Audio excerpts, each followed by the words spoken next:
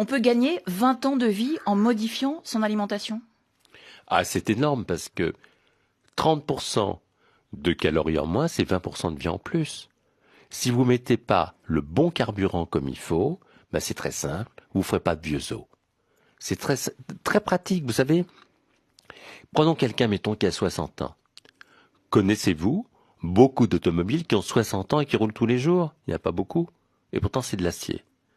Donc, si vous ne mettez pas le bon carburant comme il faut, vous n'irez pas très loin sur la route. Alors le jeûne est très à la mode en ce moment. Vous préconisez le jeûne séquentiel, c'est-à-dire? Le jeûne séquentiel, qu'est-ce que c'est? C'est pendant 14 heures, vous arrêtez de manger, vous buvez de l'eau, du thé, des tisanes, le tout sans sucre, sans édulcorant. Vous hydratez bien, c'est important. Autrement dit, qu'est-ce que ça veut dire?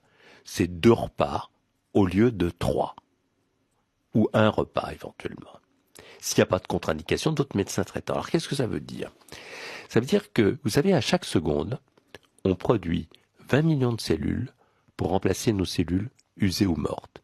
Et plus on avance en âge, plus le risque d'erreur de copie survient, qui peut donner lieu à des cancers.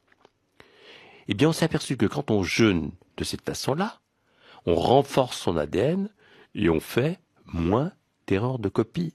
C'est très important.